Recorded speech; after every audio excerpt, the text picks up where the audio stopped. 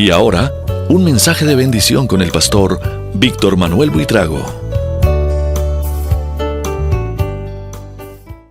Dios santo, poderoso, glorioso, hoy nos reunimos aquí, Señor, para estudiar tu palabra, para meditar en tu palabra, y te suplicamos en el precioso nombre de Jesús que tu Espíritu Santo fije principios, verdades, enseñanzas en nuestra mente, en nuestro corazón, porque, Señor, eres tú quien produces en nosotros el querer como el hacer por tu buena voluntad.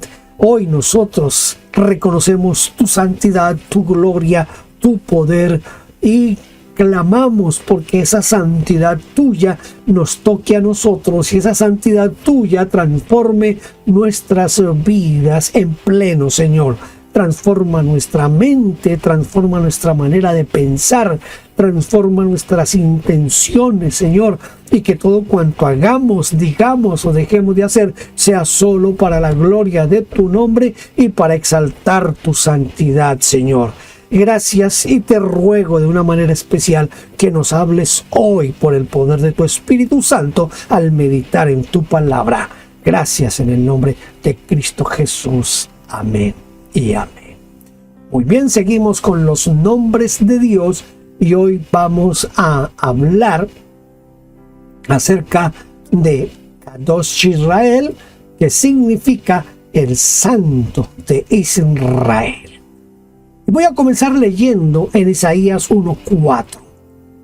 Ay, nación pecadora, pueblo cargado de maldad, generación de malignos, hijos depravados.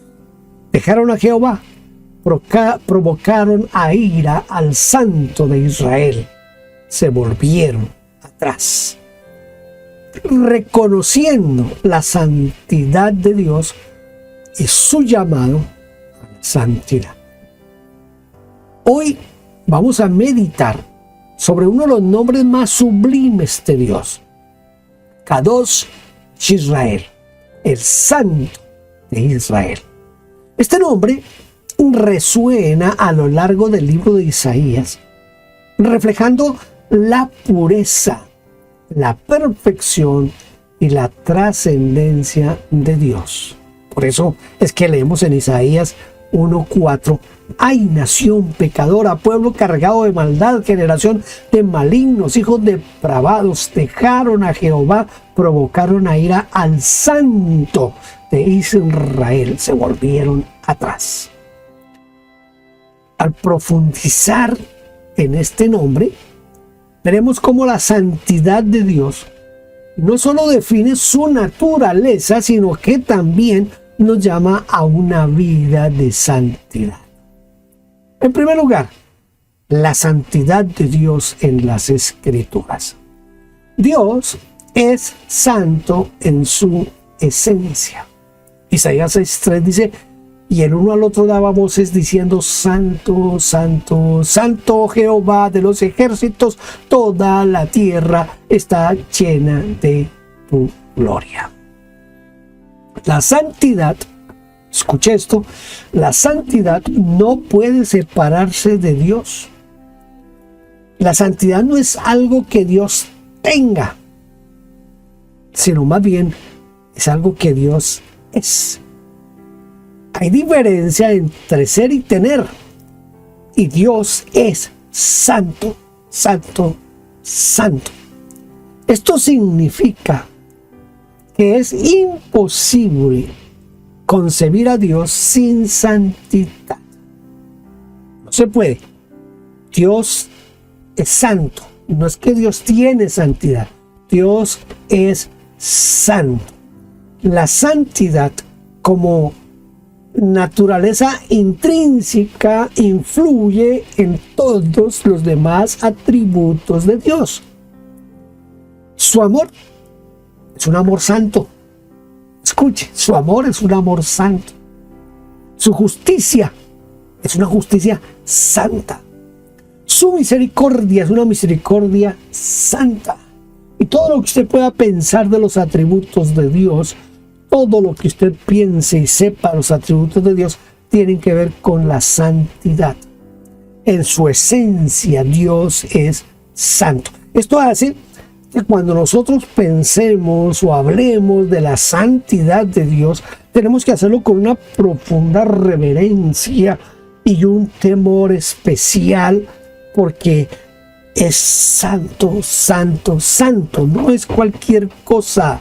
No se puede comparar absolutamente con nada ni nadie en el universo entero. En ningún momento de la historia se puede comparar Dios santo con nada, absolutamente con nada. Al ser tan fundamental para la naturaleza de Dios, la santidad divina en su totalidad está más allá de cualquier comprensión humana. Nosotros, desde nuestro aspecto humano, difícilmente podemos pensar y podemos definir y comprender la santidad de Dios. También Dios es santo en su justicia. Isaías 5:16 dice: pero Jehová de los ejércitos será exaltado en juicio, y el Dios santo será santificado con justicia. La justicia no es solamente algo que Dios hace, sino más bien es una expresión de su santidad. Ya dije, los atributos de Dios van completamente ligados a la santidad de Dios, porque Dios es santo en su esencia, y por ser santo en su esencia no se puede desligar nada de él. Entonces, la justicia de Dios es una justicia que es exaltada precisamente porque Dios no va a hacer nada fuera de la santidad. No hay favoritismo ni injusticia en sus juicios.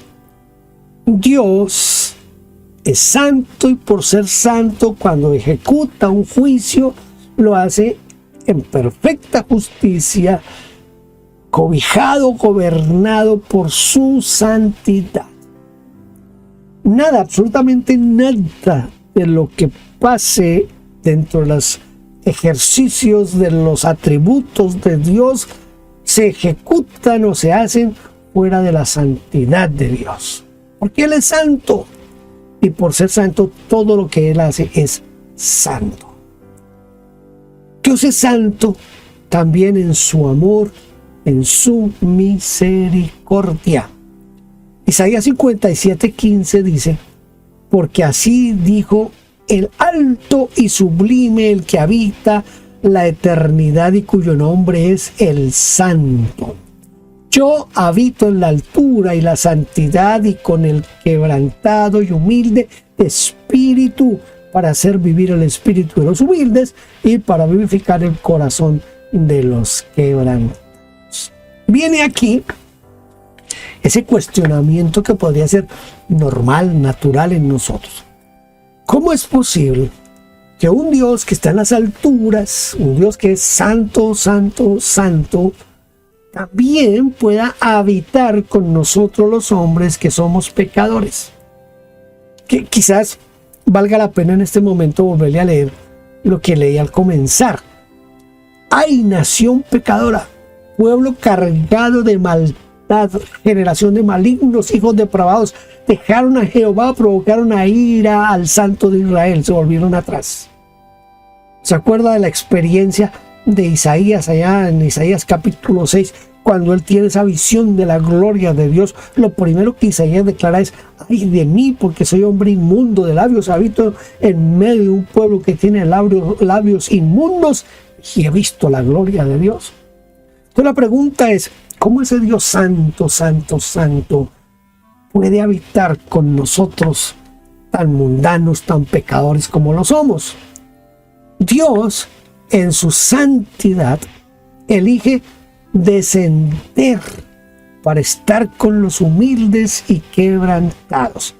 Aquí entra en acción, se podría tomar como ejemplo la kenosis, por ejemplo, cuando el Señor se despojó de todo y se hizo como uno de nosotros.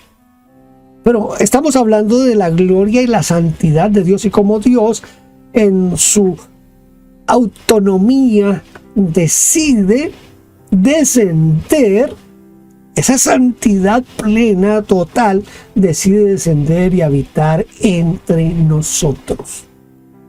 Quizás ustedes de los que se pregunta ¿dónde está la iglesia perfecta? Porque uno va a cualquier iglesia y en todas las iglesias encuentra problemas. Hay problemas en el pastor, hay problemas en los líderes, hay problemas en los hermanos de la iglesia. Y uno dice, ¿y entonces dónde está la iglesia perfecta? Yo siempre fui y todavía soy seguidor de Luis Palau. Y él tenía un programa que se llamaba Luis Palau Responde. Y eran cartas que le enviaban a Luis Palau y él las respondía en su programa. Y una de ellas, un joven le dice, yo no voy a ninguna iglesia porque he buscado y yo no encuentro ninguna iglesia perfecta. Luis Palau dedica su programa a explicarle que todas las iglesias tienen dificultades, que todas las iglesias tienen problemas, que todas las iglesias están llenas de gente con problemas, con dificultades, que están buscando el camino a la perfección, a la santidad. Pero lo que siempre me llamó la atención es cómo Luis Palau termina la respuesta a este joven. Luis Palau al final le dice, quiero decirle algo, joven, que si algún día usted encuentra la iglesia perfecta, esa iglesia será perfecta hasta cuando usted llegue. Porque una vez usted llegue, dejará de ser perfecta. ¿Qué estaba queriendo decir Luis Palau? Que siempre vamos a tener problemas, dificultades, y que Dios decidió en su santidad, en su grandeza, bajar a convivir con nosotros, aún así, y como somos nosotros. Esta acción de que Dios desciende a vivir y habitar con nosotros no compromete su santidad, no compromete la santidad de Dios, sino que demuestra la santidad de Dios de una manera sorprendente, de una manera, podríamos utilizar un término que para muchos no puede ser muy claro, pero es una santidad que al demostrarla la demuestra de una forma escandalosa. La presencia de Dios no se contamina por el pecado humano, sino que transforma a quienes se acercan a Él con humildad. Job, el patriarca Job, en su libro dice, a ver, si yo peco más, ¿Dios deja de ser santo porque yo peco más? Si yo me santifico, ¿Dios es más santo? No, el pecado no afecta a Dios, el pecado me afecta a mí. La santidad mía no afecta a Dios, la santidad mía me afecta a mí. Dios no es afectado, Dios no es contaminado, Dios no es tocado ni afectado por nuestro pecado.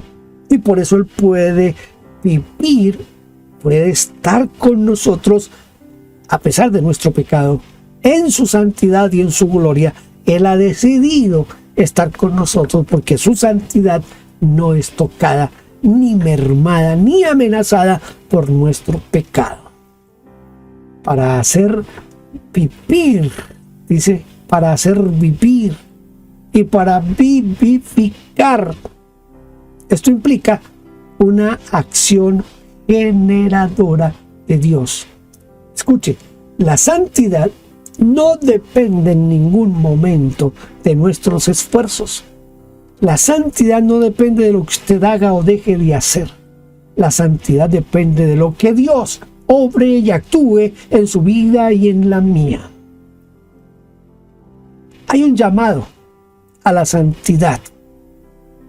Ese es un llamado,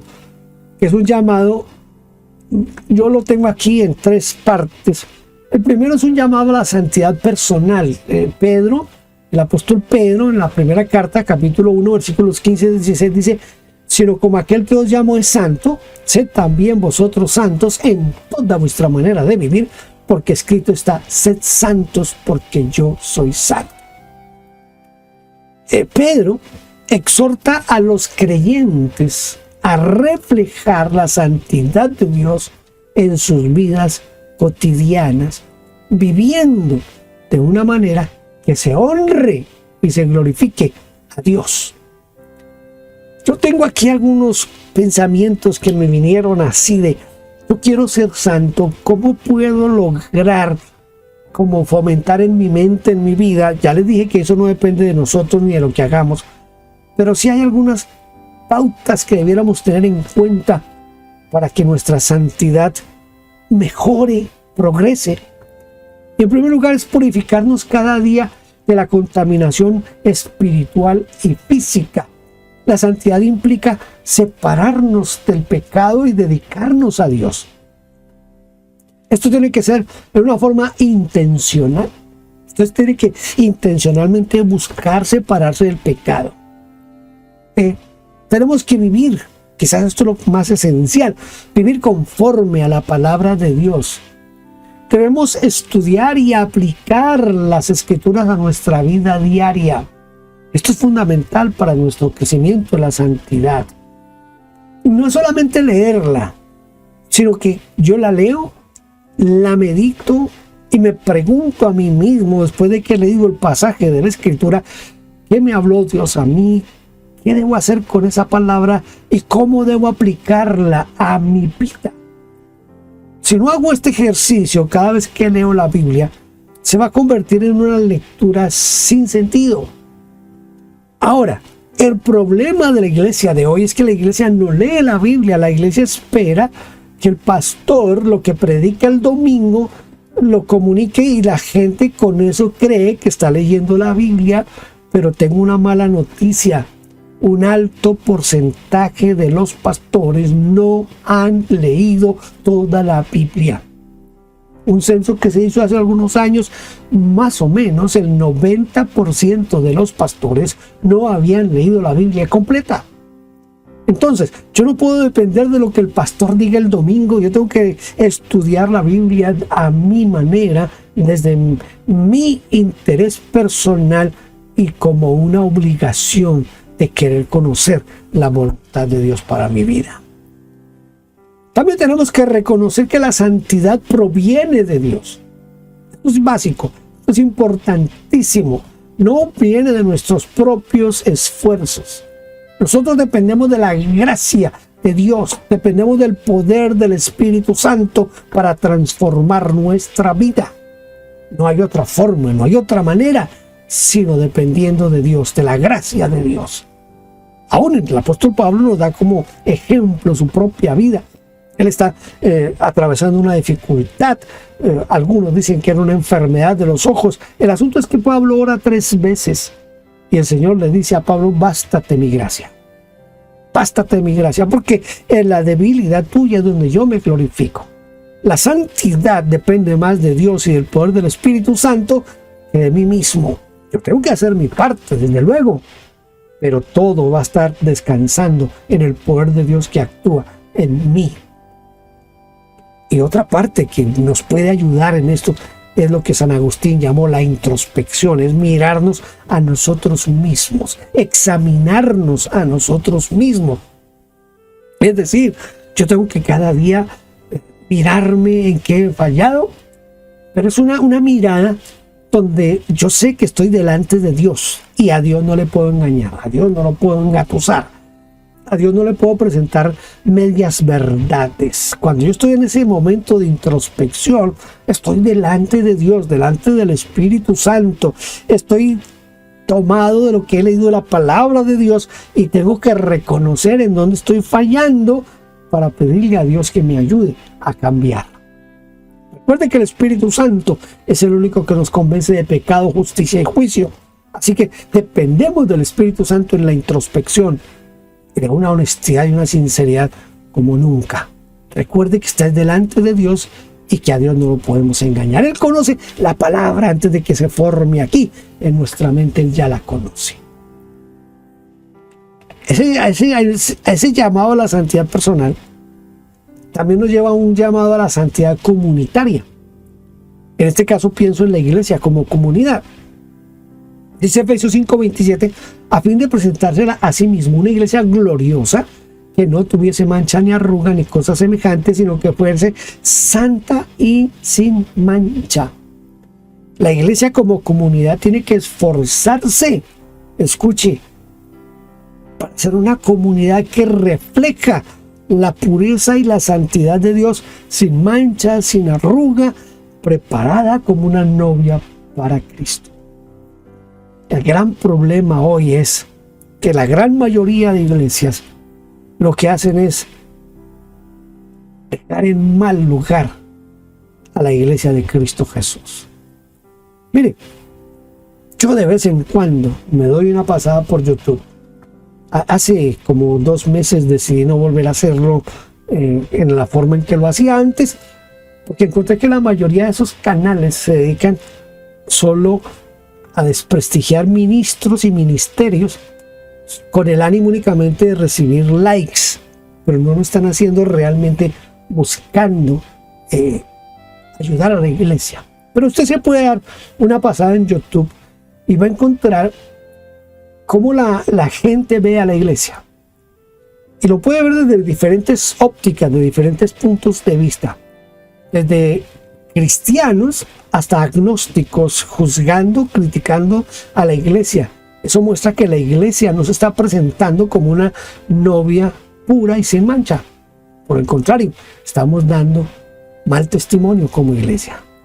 Pero el llamado a la santidad comunitaria, ese llamado comunitario a esa santidad, tiene que desarrollarse a través de la iglesia.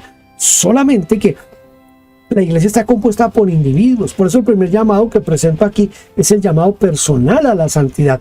Ahora, si los hermanos son santos, la iglesia es santa. Si los hermanos dan buen testimonio, la iglesia da buen testimonio. Y se controla el mal testimonio. Y un tercer aspecto es el llamado a la santidad en el servicio. Romanos 12:1 dice: así que, hermanos, os ruego por la misericordia de Dios que presentéis vuestros cuerpos en sacrificio vivo, santo, agradable a Dios, que es vuestro culto racional. Aquí el apóstol Pablo está llamando a los cristianos, a los creyentes, a que presenten, a que ofrezcan sus cuerpos en sacrificio vivo, santo y agradable. El servicio tiene que darse en santidad y el servicio tiene que mostrar la santidad de quien sirve. El servicio es importantísimo. El Señor Jesús dijo que el mayor en el reino de los cielos era el que estaba dispuesto a ser servidor de los demás. Así que el servicio es demasiado importante dentro de la iglesia, y para dar testimonio de la gloria y de la santidad de Dios, el servicio nuestro tiene que ser dado en santidad. Y en tercer lugar, la manifestación de la santidad de Dios. La santidad de Dios se manifiesta desde luego, en primer lugar, en la creación de Dios. El Salmo 19:1 dice: los cielos cuentan la gloria de Dios y el firmamento anuncia la obra de sus manos. La creación misma, todo lo que ha sido creado, el universo entero, refleja y muestra la santidad de Dios, la gloria de Dios. Cada detalle del universo nos muestra que se está proclamando la perfección y la santidad del Creador. Sin llegar al animismo o sin llegar a ciertas cosas que a veces uno ni se da cuenta que está llegando a eso. Pero cuando uno contempla ciertas cosas de la creación de Dios, uno dice: aquí se ve la perfección de Dios. Mi país, Colombia, es uno de los países más ricos en mariposas, en diferentes clases de mariposas. Tenemos una de las mayores variedades de mariposas. Y cuando uno mira esas mariposas, uno no puede menos que sorprenderse. Tenemos la mayor cantidad de pájaros. En Colombia está la mayor cantidad de pájaros. Y escuchar el trinar, el cantar de los pájaros, todo eso nos muestra la gloria de Dios. Toda la creación nos muestra la gloria y la santidad de Dios.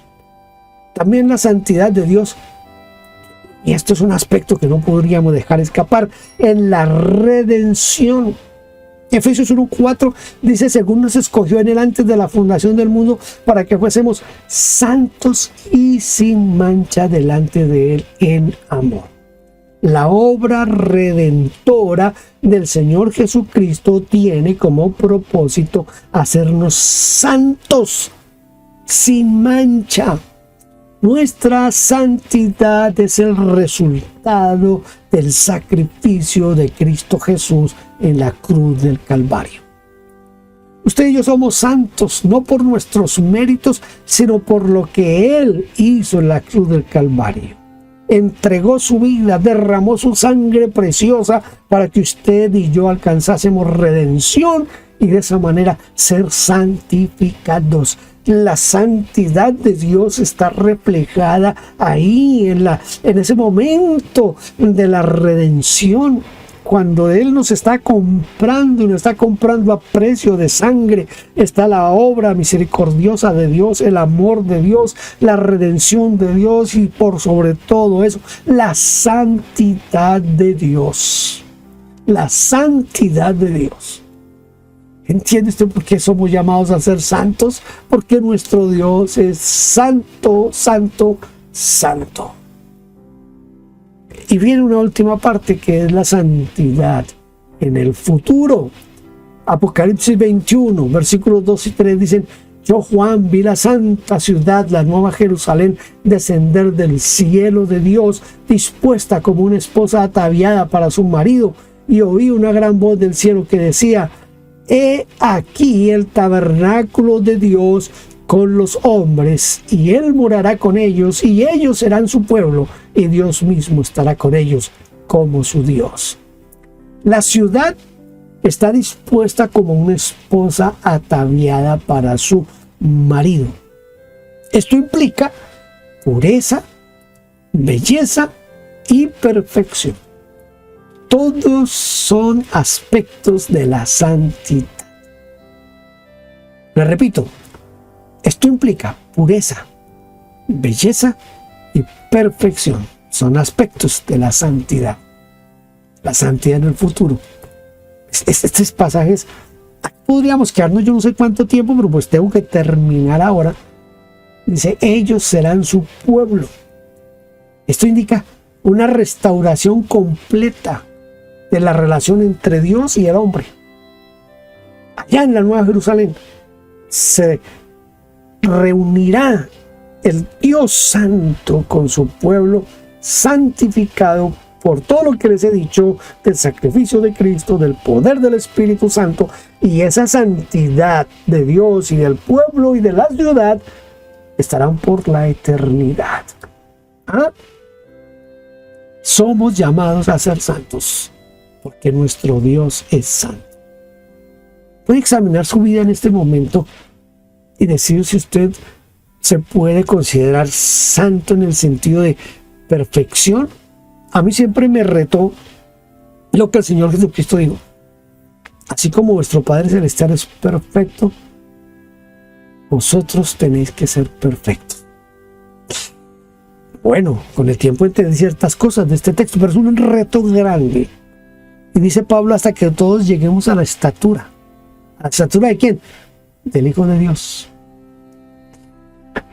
El reto nuestro es impresionante y por eso no podemos tener tiempo para estar perdiéndolo en cosas relacionadas al pecado.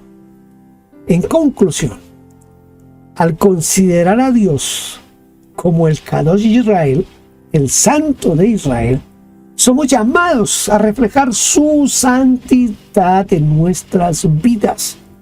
La santidad de Dios no solo nos revela su naturaleza pura y perfecta, sino que también nos invita a vivir de acuerdo a esa santidad. Que podamos responder a este llamado con corazones sinceros. Oh, ayúdanos, Señor. Y dedicados, viviendo vidas que honren y glorifiquen a nuestro Dios, a nuestro glorioso Dios, a ese Dios santo, santo, santo. Padre, yo te ruego en este momento que me ayudes a mí para que cada día mi vida glorifique tu nombre a través de la santificación.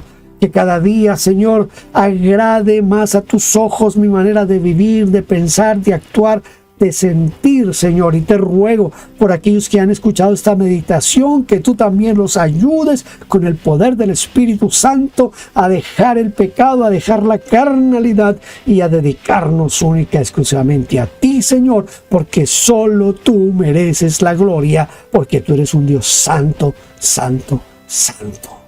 Amén. Amén. Gracias por estar aquí conmigo. Espero que nos podamos volver a ver en la próxima ocasión. Dios le bendiga. Gracias por vernos. Favor inscribirse en nuestro canal. Denos un like, toque la campanita y déjenos su huella con un comentario. Bendiciones.